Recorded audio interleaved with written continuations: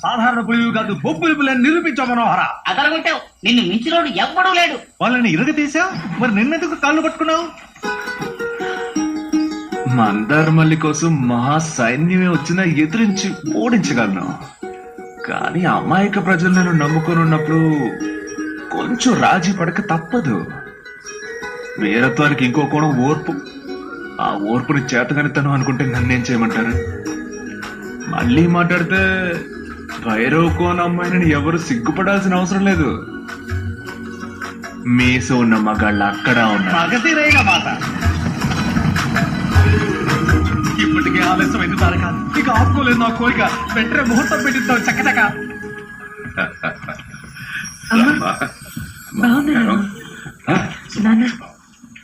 అమ్మా, వచ్చే ధరలో పెద్ద అపాయం. మనోహరుడే మమ్మల్ని కాపాడాడు. నీ మేలు మర్చిపోలేము. అది నా బాధ్యత. అంటే రండి బాబు రండి.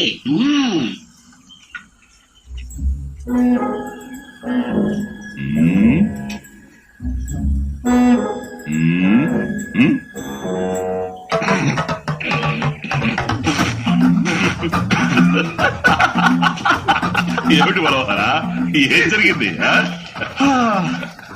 మేము అసలు నమ్మలేకపోతున్నామయ్యా. ఏ బాబు, నువ్వు ఏర్పాటు చేసిన బేతాళులు నిజమైన బేతాళుల్ని మించిపోయారనుకో.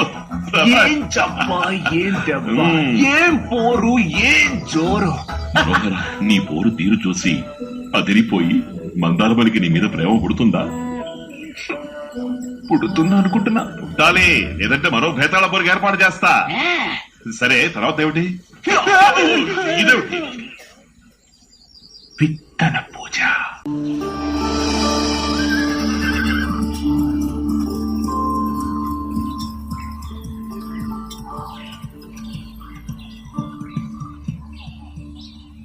నమస్తే పెద్దాయనా, ఎలా ఉన్నారు? నేను బానే ఉన్నాను. ఏమైనా చలికాలమే. అవును, అందుకే దీన్ని కొంచెం హాయిగా అనుభవిద్దామని. అనుభవించడం అంటే? అదే, మీ అమ్మాయిని తీసుకుని బయట కాసేపు తిరిగొద్దామని. ఆటలాడుతున్నావా? ఏ, అప్పట్లోనే ఆడుకున్నాం కదా. చిన్న వయసులో ఆడుకుని ఉండొచ్చు, ఇప్పుడు కూడానా? మళ్ళీ వస్తావా అలా కొండ దాకా వెళ్ళొద్దాం?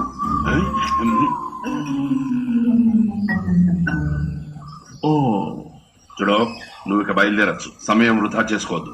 నా బిడ్డ నా మాట మీరి గడప దాటి ఒక్క అడుగు కూడా వేయదు. ఓ అటు చూడండి. ఏమిటి ఇది? మరి మీ నాన్న మాటకి గౌరవం ఏమిటి? అమ్మా, నేను ఎప్పుడు నాన్న మాట మీరాను, అందుకే గడప దాటకుండా వెనక వైపు నుంచి వచ్చాను. వెళ్ళొస్తానమ్మా. మందారం,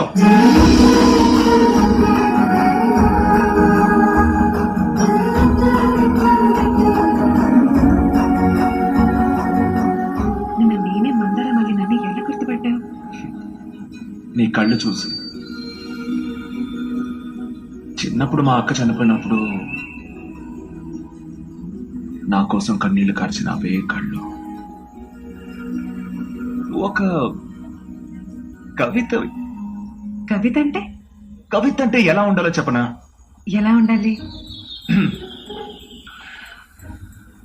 కేరళ అమ్మాయిల దుస్తుల్లాగా పూర్తిగా తెరవకుండా, ఉమ్, మరాఠీ అమ్మాయిల దుస్తుల్లాగా పూర్తిగా మూయకుండా, చీర కట్టిన మన తెలుగు అమ్మాయిలాగా తెరిచి తెరవకుండా మూసి మూయకుండా ఉండాలి.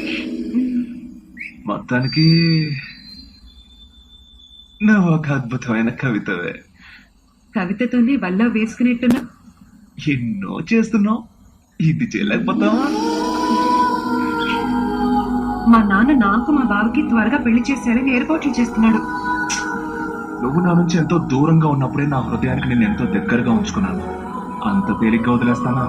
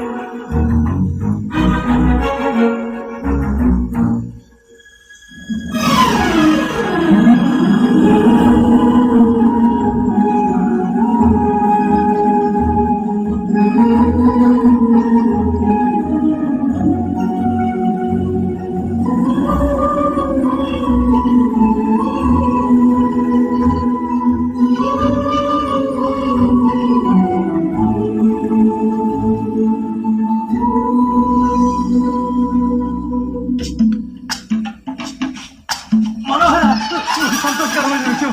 ఎవరు చేసిన పనేమో నాకు తనకి రేపు పెళ్లి నిశ్చయమైంది.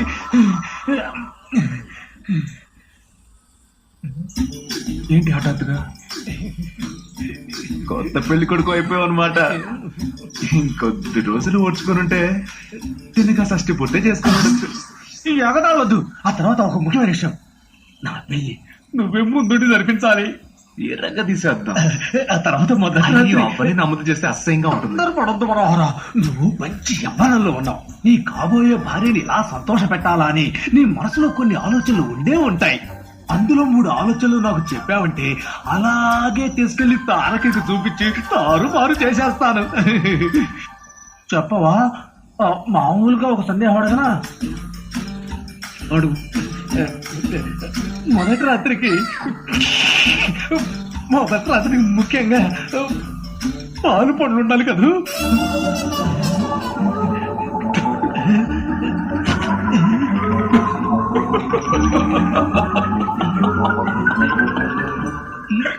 ఏంటి నవ్వుతున్నావు? పాలు పళ్ళు ఉండాలి. ముందు ఒంట్లో బలం ఉండాలి.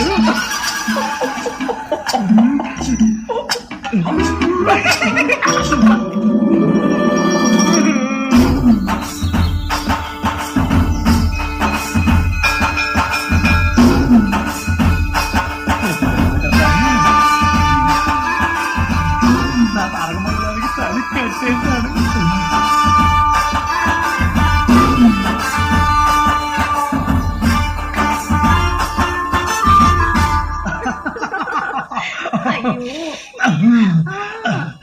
రాత్రి కోసమే ఎన్నో రాత్రులు శివరాత్రులు చేసుకుని ఎదురు చూస్తున్నాను. తామరా తా ఆ. నేను ఎదురుగా ఉండగా ఎవరిని వెతుకుతున్నాడు? నీ అబ్బది పూల వ్యాపారమా? ఏడు బావా తెలియనట్టు అడుగుతున్నావు. కొట్లో అమ్ముడు పోని పూలన్నీ తీసుకొచ్చి మంచానికి అడ్డదిడ్డంగా కట్టేశాడు. నాకెందుకో మొదటి రాత్రికి వచ్చినట్లేదు. ఈ పూల దండలతో ఊరేయడానికి తీసుకొచ్చినట్టుంది. ఏంటి బావా ఇలా మాటలతో ఆలస్యం చేయొచ్చా? నీ శోభన గది అలంకారం ఎలా ఉందక్క? నీకు తెక్కెక్కువైందిరా. నీకు ఎన్నిసార్లు చెప్పాను అక్కని పిలవద్దు అక్కని పిలవద్దు అని. ఈసారి అక్కని పిలిచావో అక్కడికక్కడ పీక నొక్కేస్తా. రారా బయటికి రా. మూడ బిడ్డ పెట్టే వరకు నీ మొహం నాకు చూపించే. నాలుగు బిడ్డకి పర్వాలేదా? మాట్లాడుకోకపోతే ఎలాగా? అల్లుడు ఏమైందా? వీడి లోపలికి దొరబడ్డాడయ్యా. ఒక పసిపిల్లవాడు శోభన గదిలోకి వచ్చాడు. వాడు చూడకూడదు చూసి భయపడితే దానికి ఎవరు బాధ్యులు? అక్క వస్తానక్క. రావద్దు పోరా. అల్లుడు అత్తం తీసుకుని అటువైపు వెళ్ళు. నేను తారక మంగళం తీసుకుని అయ్యో ఏంటి కుయ్యో పిల్లే కదా వెళ్ళింది. పులినట్టు నడుస్తావు. లేదల్లుడు శోభన రోజు రాత్రి పెళ్లి కూడా కాళ్ళ మధ్యలో పిల్లెడితే అపశకరం అల్లుడు. దీని అలాగే వదిలేకూడదు. నువ్వు రామా. అయ్యో పెళ్లి మధ్యలో వచ్చి పిల్లను ముట్టుకోకుండా చేసిందే దేవుడా. అయ్యయ్యో పిల్లి అడ్డొచ్చిన సమయంలో శుక్రుడు 4వ ఇంట్లోనూ 4వ ఇంట్లో ఉండాల్సిన కుజుడు 7వ ఇంట్లో ఉండడం వల్ల పరిస్థితిని బట్టి చూస్తే 3 రోజుల వరకు శోభనం జరగకూడదు. ఏంటి 3 రోజుల? అమ్మ చెప్పు. వేరే దారి ఉంటే చూడండి. మా వాడు బాగా తొందరపడుతున్నాడు. తొందరపడకుండా ఎలా ఉండాలో చెప్పండి. ఏంటయ్యా ఇక్కడే ఇంత తొందరపడుతున్నా? మరి అక్కడికి వెళ్తే మొత్తం ఎరగదీసేయను.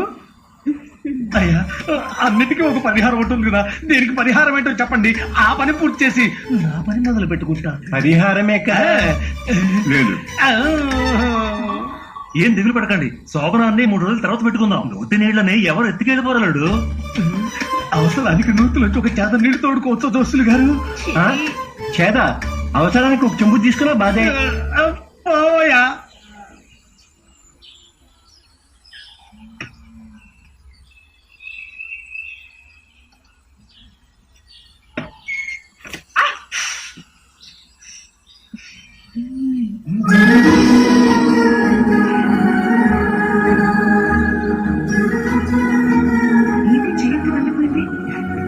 అదా యుద్ధానికి సిద్ధం అవుతున్నాను. భేతాళులతో యుద్ధానికా? అవును, నేను మాత్రమే కాదు, నా 3 కొడుకుల్ని కలిపి సిద్ధం చేస్తున్నాను. ఏంటి ఏమైంది? కాదు మీకు కొడుకులున్నారా? ఇంతవరకు లేరు. నువ్వు ఒప్పుకుంటే తర్వాత. ఏంటి?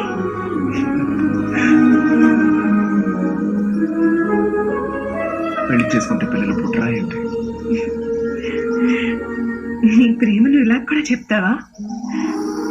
ఈ నవ్వుని నేను అంగీకారం అనుకోవాలా లేకపోతే ఏంటి?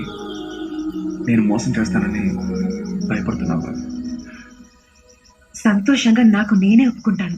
మోసం చేసేది నువ్వే అయితే. మనోహర ఏమిటి బాబు ఇది? ఇలా చెప్పా పెట్టకుండా ఇద్దరు పెళ్లి చేసుకుని చెల్లించున్నారు. సరే సంతోషం. ఈ రోజు సాయంత్రమే ఊరందరి సమక్షంలో మళ్ళీ నాతో మాట్లాడి సంప్రదాయంగా మీ పెళ్లి చేస్తాం. ఏమ్మా? మీ ఆశీర్వాదం మావయ్య. ఇంకో ముఖ్య విషయం, మన కులదైవం అయిన మునీశ్వరుడికి 9 పూలతో పూజ చేసి మొక్కు తీర్చుకోవాలి. తప్పకుండా అయ్యా. తర్వాత నీకేం కావాలో చెప్పు. మేమిద్దరం ఒకటవ్వాలని ముందుగా ఆశపడింది నువ్వే. ఓ కంబళి తీసుకొచ్చి ఆ కంబళిలో నీ జ్ఞాపకాలని పొరుగుకుంటాను.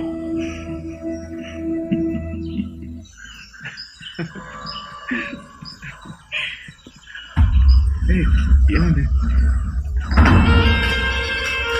మళ్ళీ అయ్యే పంపించినట్టున్నాడు. వేషాలు వేసుకొని వచ్చారు. అయ్యో భేతాళులు. నువ్వే భయపడకు. మళ్ళీ పిల్లలు పాపం అప్పుడప్పుడు ఇలా వేషాలు వేస్తూ ఉంటారు. 4 తగిలిచ్చి పంపించానంటే అంతా సర్దుకుంటారు. నువ్వు వెళ్ళు. మళ్ళీ పిల్లలతో కాసేపు ఆడు.